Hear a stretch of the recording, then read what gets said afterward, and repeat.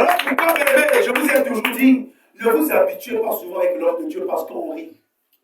Dans sa bouche, même dans le rire, il peut sortir une part de bénédiction pour toi. Alléluia. L'homme de Dieu, c'est un homme que Dieu a consacré pour une mission. Voilà pourquoi les gens aujourd'hui ont perdu de voir certaines grâces parce qu'ils ont pris des hommes de Dieu à la légère. Oui, parce que tout est mélangé avec le faux et le vrai. Mais dans la mesure de prudence, respectez un homme qui porte le nom de serviteur de Dieu. Alléluia. Amen. Parce que tout ce qu'il dit, même s'il ne t'impose pas les mains, mais c'est l'intention sur toi est déjà une prière. De fois, quand tu vois qu'il prie devant toi, mais de fois à la maison, il prie pour toi tout le monde. De fois, il implore Dieu. Voilà pourquoi certains règles là, de fois, l'homme de Dieu me dit non. De fois, il se bat pour toi, mais sauf que toi, ton regard est ailleurs.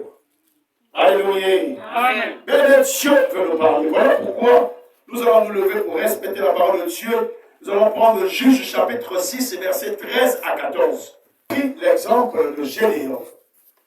La famille de Gédéon ou Gédéon était en train de passer des moments difficiles de tribulation. Gédéon traversait les moments difficiles. Ce jour-là, l'ange de l'Éternel va apparaître à Gédéon. C'est là où l'ange de l'Éternel va dire les choses à Gédéon. Gédéon va dire à l'ange de l'Éternel, pourquoi cela nous arrive? Pourquoi je traverse des moments difficiles? Pourquoi je suis toujours malade? Pourquoi ce que je demande, ce que je veux, ça ne se réalise pas? Mais Dieu va répondre, va te tourner vers Gédéon et dit, va avec la force que tu as et délivre. Or, délivrer, c'était apporter la solution, chercher la solution. Alléluia. Amen. Se battre pour la cause de la solution. Mais Dieu dit à Gédéon, va avec la force. Pourquoi la force? Parce que deux fois en nous, des situations vident la force qui est en nous. Quand je parle de vider, la Bible dit, est-ce qu'au dernier temps, trouverai-je encore la foi sur la terre? Pourquoi l'Esprit dit expressément qu'au dernier temps, les gens abandonneront la foi? Parce que dans les derniers temps, ce qui va régner, ce n'est pas la paix qui va régner. Amen. Amen. Au dernier temps, ce n'est pas les richesses qui vont régner.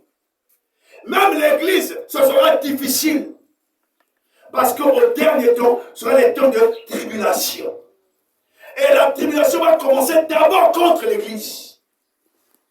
Voilà pourquoi la première tribulation a commencé quand Christ est parti, quand les apôtres ont commencé à bâtir les églises. Et aucun apôtre est mort heureux. On doit péter des gens. Tous ont été décapités, tués. Et ils ne sont pas morts d'une mort digne que Moto a quand même chapeau. Non. Donc on a coupé la tête. Jacques, on a coupé la tête. C'est-à-dire qu'on a tué. Et l'église est obligée de se pampiller. On ne priait pas librement comme aujourd'hui. Alléluia. Ça, c'est la première tribulation. Mais il y aura une seconde tribulation. Donc l'église sera attaquée. Mais l'église est l'ensemble des personnes. Alléluia. Donc la Bible déclare que Hérode n'a plus plaisir et va menacer Pierre. Mais Pierre, c'est toi et moi. Nous passons des moments de tribulation. Nous passons des moments de désert. Les moments où il y a comme, comment on dit, comment que c'est ça là-bas. Donc c'est comme s'il y a certains qui sont privilégiés pour certaines choses, mais nous pas. Alléluia. Vous avez remarqué que pour le chrétien, il y a certaines choses qui deviennent difficiles. Mais pour le païen, c'est facile. C'est le moment où le chrétien passe dans les moments de tribulation. La tribulation est déjà là, bien aimé. N'attends pas que le ciel change de forme. Être chrétien aujourd'hui, ça devient difficile. Être chrétien aujourd'hui, c'est un sujet de combat et de moquerie. À l'époque, c'était les païens qui se moquaient de nous. Mais maintenant, ce n'est pas les païens qui se moquent de nous. C'est les chrétiens païens. C'est-à-dire que les gens qui vont à l'église, qui ont porté le nom de Christ, mais c'est eux qui combattent encore les chrétiens. Wow. Alléluia. Amen. On a vu que Paul, qui avait la connaissance de la loi, combattait encore l'église. C'est dans les tribulations.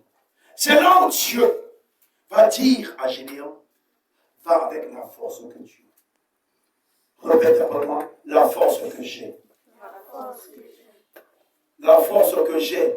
La force que j'ai. Même la manière que tu reprends la force que j'ai, c'est comme si tu as faim, tu n'as pas mangé, tu n'as pas de force. Alléluia. Amen. Je sais que les problèmes t'ont assujetti. Je sais que des situations t'ont changé. Mais que les situations ne te fassent pas abandonner la voie de Dieu. Alléluia. Amen. Nous allons prendre un roi, chapitre 19, verset 1 à 8. Alléluia. Amen. Et bien ici, c'est l'exemple d'un homme qui est puissant, qui a des capacités surnaturelles. Parce que Élie, il suffisait qu'Élie déclare quelque chose et la chose arrivait. Alléluia. Amen. Il fallait qu'Élie déclare la guérison devait être là. Élie pouvait déclarer la mort et la mort devait toucher quelqu'un. Mais la Bible déclare que quand Élie fut faire ses exploits, suis-moi, il y a quelque chose qui va se passer. Élie arrive à faire les miracles, la démonstration de la puissance de Dieu. Le fait qu'Élie va décapiter les prophètes de Baal et d'Astarté, Jézabel va se lever, va promettre Élie la mort. Amen. Amen. Mais pourtant, Élie devait déclarer une parole et cela devait arriver à Jézabel. Mais Dieu a permis que Jézabel parle, défie son serviteur. Un homme de puissant comme Élie. Jézabel va dire à cette même heure, tu subiras la même chose que tu as fait au ciel. C'est l'image où quand tu pries, tu invoques les choses de Dieu. Le monde ne pourra jamais t'acclamer. Alléluia. Amen. Le monde ne peut jamais t'acclamer. Même si tu ne fais pas du mal. Mais le fait que tu fais des exploits avec la puissance de Dieu, tu déranges les eaux des ténèbres, les gens vont se lever contre toi. Alléluia. Amen. Mais Élie, qu'est-ce qu'il va faire? Élie va aller dans le désert. Va abandonner son serviteur. Et va aller quelque part et va chercher à demander la mort à Dieu. Est-ce que c'est l'expression d'un homme qui a confiance en Dieu? Ça, c'est l'expression d'un homme qui a la foi. Donc, Élie a perdu le ciel à cause des menaces. Pourquoi toi et moi nous perdons la foi, nous perdons l'assurance, nous perdons la confiance en Dieu à cause des situations? Élie va dire, Seigneur, accorde-moi la mort. Lorsque nous sommes dans les tribulations, quels sont les genres de prières que nous faisons à Dieu? Nous adressons à Dieu. Oh Dieu, tu m'as abandonné. Les païens se réjouissent. Pas moi. Seigneur, ce sont les genres de prières que nous faisons. Un index, Dieu. De façon se rendre compte, on juge lui-même les bienfaits de Dieu. Pourquoi les païens sont bénis? Mais il n'est pas écrit qu'il fait grâce à qui il veut. Alléluia. Amen. Qui a le droit de demander à Dieu de quelque chose, d'obliger de quelque chose?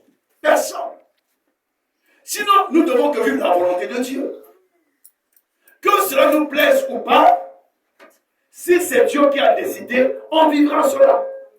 Alléluia. Amen. Mais Élie va être confronté à cette grande tribulation de menaces de guerre et de poursuites de combat. Élie va abandonner le chemin qu'il avait choisi, que Dieu lui avait envoyé. Va abandonner le travail que Dieu lui avait demandé de faire. Va chercher la mort. Bon, la Bible déclare, dans le livre de Hébreux, nous ne sommes pas de ceux qui abandonnent. Bon, faux. Nous sommes de ceux qui persévèrent parce que au bout, nous avons un prix à gagner. Mais la Bible déclare que quand Élie s'est retrouvé quelque part, en perdant cette conviction, en perdant cette assurance, en perdant cette certitude que Dieu ne devait pas accorder la mort à lui, parce que Dieu avait mis des choses dans Élie, de la même manière que Dieu avait dit à Pierre que sur toi je bâtirai mon église et les portes de séjour de mort ne profiteront pas contre toi. Le fait que Pierre avait la promesse de Dieu qui n'était pas encore réalisée, accomplie, la mort ne va atteindre Pierre. Alléluia. Le fait que la mission d'Élie ne va pas finir, Dieu ne va pas en permettre que la mort arrive à Élie. Mais Élie, par peur, va fuir. Mais Dieu est un Dieu d'amour. Dieu, tellement il t'aime trop, il connaît tes faiblesses. Qu'est-ce que Dieu va faire? Élie là-bas dans le désert sans rien, sans nourriture, sans rien. Dieu va envoyer son ange à Élie. L'ange arrive à Élie, trouve Élie allongé. Dans son cœur, je dois mourir. Mais pour que la famine ne tue pas Élie, Dieu va porter à Élie le gâteau et l'eau. Alléluia. Amen. Mais le gâteau est fabriqué à base de quoi? Là, le gâteau n'est pas de pain. Alléluia. Amen. Parce que les gâteaux d'aujourd'hui, on met beaucoup de choses. Mais les gâteaux de l'époque, c'était seulement pour le pain, on met dans le gâteau. Alléluia. On parle de galettes même. Or, les galettes chez eux, c'était ce qui était brûlé. Alléluia. Amen. Et l'eau. Pourquoi le gâteau, la galette est là? Pourquoi cette chose est l'eau? Pourquoi ces choses? Le Seigneur veut parler à quelqu'un ce matin. Toi aussi, tu peux passer des moments de tribulation. Là où tu entends des voix qui menacent. Là où tu entends qu'on commence à fermer l'église. Là où tu entends qu'on commence à te chasser. Là où tu entends des menaces qui arrivent. Où est ton cœur? Pendant la Bible déclare que toute chose concourt au bien de ceux qui craignent Dieu. Dieu peut apporter le malheur. Mais certains malheurs viennent pour nous sauver. Et tu le sais. Le malheur de Jésus, c'était pour nous conduire à la gloire. Le malheur de Christ, c'était pour l'élever. Tant que tu es avec Dieu, le malheur peut arriver, mais le malheur ne te dérassera jamais. Parce que qu'est-ce qui se passe? Dieu a toujours des choses à te consoler. Comme ce matin, Élie, tu es un Élie. Tu es capable de changer la situation. Mais à cause de la peur, tu as abandonné ta place de leader. Tu as abandonné ta place d'intercesseur. Tu as abandonné ta place de responsable. Tu as abandonné ta place de homme et de femme de foi à cause des soucis, des situations. Mais Dieu apporte le pain, galette et l'eau. Mais qu'est-ce que cela signifie? La sœur, tu vas prendre Jean 6, versets 51 à 55. Jean 6, versets 51 à 55. Qu'est-ce que l'ange amène la galette et l'eau à Élie? Qu'est-ce qu'il dit à Élie? Mange et fortifie. Car le chemin est long. Amen, non? C'est ça, non? Amen. Le chemin est encore long. Quelqu'un dit, ah, dans mon épreuve encore long. 2 fois. 2 fois, tu es déjà arrivé. Ça, c'est un langage des hommes. Alléluia. Donc,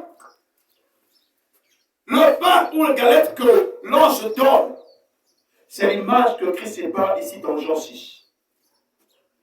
Il parle du pain, qu'il est lui-même un pain vivant. Il parle de pain qui est descendu. Pas de la manne, mais lui. Il parle de sa chair. Il parle de ce pain, celui qui mangera ce pain aura la vie. Mais pourquoi Christ parle du pain? Or, si je me souviens bien, dans le livre de Matthieu chapitre 4, il est dit que l'homme ne vivra pas du pain, mais de toute parole qui sort de la bouche de toute parole. Or, la Bible dit dans Jean 1 que cette parole s'est faite chair. Alléluia. Qui a aujourd'hui dans Jean 6 le pain de vie? Il dit celui qui en mangera ne mourra pas, aura la vie éternelle. Alléluia. Parce que ce pain donne la vie. Bien aimé, ce matin le Seigneur veut parler à quelqu'un. Toi qui as perdu l'espoir, toi qui as perdu l'assurance, toi qui as perdu même la foi, sache-le qu'en mangeant le pain de Christ, tu auras la foi et l'assurance. Parce que la foi elle-même vient de ce qu'on a, et ce qu'on vient de la parole de Dieu. Mais qui a la parole de Dieu? Mais ce n'est pas Jésus-Christ. Alléluia. Parce que les pharisiens pouvaient regarder ce que nous demandons de manger son corps. Parce qu'ils n'avaient pas la vision spirituelle. Mais chaque fois que nous écoutons la parole de Dieu, nous mangeons le corps de Christ. Parce qu'il dit, c'est lui qui s'appelle la parole de Dieu. Alléluia. Lorsque nous mangeons, voilà pourquoi pourquoi avant de partir, qu'est-ce que Jésus a dit? Il a pris le pain, il a rompu, il a donné aux disciples. Alléluia. Et il mangeait seulement corps. Alléluia. Alléluia. Et il a donné son sang comme breuvage. Mais quand tu as des situations, le Seigneur te donne sa parole. Quand tu as des questions que la Bible est notre repère de réponse. Quand tu sens que dans la Bible tu ne trouves rien, le Saint-Esprit est là pour nous. Alléluia. Alléluia. Vous savez, Dieu agit dans la manière de révélation. Voilà pourquoi il y a beaucoup de tendances à se mettre dans l'interprétation. Pose-tu la question que je me suis posée. Quand Abraham, par la cite, Abraham arrive devant Melchisédek, un grand sacrificateur. Ce monsieur apporte à Abraham le pain et le vin. Pourquoi? Mais pourquoi? Il est sacrificateur. Quand Jésus commence à être élevé, il nous apporte le pain et le vin. Alléluia. C'est le signe de sa parole et de son alliance. Mais je suis pas dans ce contexte-là. Nous parlons d'abord le pain qui vient donner le courage. Parce qu'Élie a tout à manger pour avoir le courage. Il dit parce que l'ange est venu pour la seconde fois. Il dit mange les aliments et fortifie-toi. Mais nous traversons des épreuves. Peut-être, aujourd'hui, peut-être c'est notre dernier jour de prière ici. Mais je crois que c'est le dernier jour de prière. Donc on sera peut-être comme Élie à part. Souvenons, revenons à la parole de Dieu. Beaucoup de gens n'aiment pas méditer. Si je pose la question, quand tu ouvres la Bible, personne dit, ah, je n'ai pas le temps. Or, la Bible, c'est ce pain, c'est ce gars qui vient nous donner la force. Alléluia. Amen. Maintenant, il y a eu get et l'eau. Prends l'eau. Prends Jean 4, verset 9 à 16. Jean 4, 9 à 16. Regardez l'eau que l'ange apporte à Élie. Quelqu'un me dira, mais quel est le rapport entre Élie et la femme samaritaine? Jésus arrive, Jésus a soif. Les disciples vont aller chercher à manger. Jésus reste seul. Vous avez remarqué que c'était difficile que Jésus marche seul. Quand il a commencé son ministère, il était toujours accompagné. Mais ce jour-là, Jésus est seul. Donc quand Jésus est seul, ça marque la dimension de l'intimité avec Dieu. L'intimité dans la présence de Dieu. Et cette femme arrive et cherche puiser de l'eau. Jésus lui demande, donne-moi l'eau. Il dit, qu'y a-t-il entre toi et nous? Vous les Juifs et nous les Samaritains, on ne s'entend pas. Alléluia. Amen. On ne s'entend pas. Entre nous les païens et les chrétiens, on ne s'entend pas. On a un point commun. Tu es d'accord avec moi? Amen. Quand le païen est menacé pendant la nuit, quel est le nom qu'il crie? Alléluia. Amen. Donc quand tu es menacé, quel est le nom que tu invoques? Mais quand le païen est en bord de santé, il marche avec quel nom? Non. Il marche avec ses dédés. C'est le chrétien qui marche avec Christ. Tu vois la différence entre nous et les païens? Eux, ils ne marchent pas avec Dieu parce qu'ils sont dans le péché, avec le diable. Parce qu'il n'y a pas le juste au milieu. Or, nous, on marche avec Christ. Voilà pourquoi quand tu pries Dieu dans le péché, sache que tu n'es pas chrétien, tu es païen. Parce qu'il y a des païens dans l'église. Il y a des païens. Le chancel qui se rend dans son environnement, wow, il est dans la musique. Son corps en train de bouger, il trouve la joie. Or, le chrétien, sa joie, c'est dans l'adoration. Alléluia. Amen. Alléluia. Tu vas acclamer pour toi ce matin. On parle à Jésus.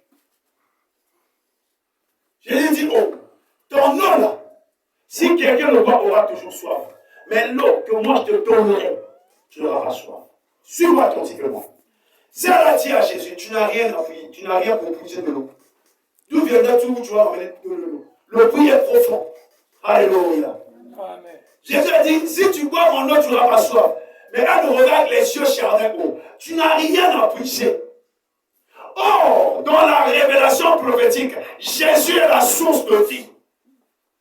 Tu comprends? Or, Jésus parlait de la vie. Or, la vie pour cette femme, c'était le mariage parce qu'elle avait un problème de mariage. Alléluia. Amen. Je prends un exemple d'une femme qui a l'argent, mais qui ne met pas au monde. Qui est dans un foyer. Est-ce qu'elle a la vie? Est-ce qu'elle est tranquille? Alléluia. Pour elle, la vie, c'est avoir d'enfants. Celui qui est en prison, est-ce qu'il est mort? Mais pour lui, la vie, c'est avoir la liberté. Donc Jésus parlait que celui qui boira mon eau aura la solution. Regarde ce que cette femme a dit à Christ. Il dit, donne-moi ton. Mais elle sait bien que Christ n'a rien à puiser. Il dit, si c'est rien, donne-moi ton nom. Mais qu'est-ce que Christ a dit? Il a donné de l'eau. Hein? Si. Il a donné de l'eau. Christ est rentré dans la révélation. Alors que Christ avait, c'était la révélation. Voilà pourquoi Élie avait besoin de la révélation. Parce que le chemin était long. Dieu va dire à Élie, sors, il y a une femme là-bas qui va te nourrir. Quand Élie est là, Dieu lui donne de l'eau. Après Dieu dit à Élie, prends courage, car tu vas aller, mais il y a une femme là-bas qui va prendre soin de toi. La femme ne savait pas qu'Élie allait venir vers elle. Or, l'eau que Christ se donne, c'était la révélation. C'est là que Christ se demande, appelle-moi ton mari. Elle dit, je n'ai pas de mari. Christ a dit, tu as dit vrai. Il n'a pas dit l'écrit, invoque-moi, je te. Mais quand tu es dans le monde de tribulation, tu fais quoi? Est-ce que tu invoques Dieu? Ou tu vois les réalités? Tu pries, mais c'est comme aujourd'hui, les chrétiens prient, mais les yeux ouverts. Toi, tu pries, mais les yeux sont de voir la mer rouge. Seigneur, tu as Adonai, mais tu ne te vois et dis, est-ce que je vais passer? Tu pries avec raisonnement. Alléluia. Est-ce que quelqu'un va acclamer pour le Seigneur?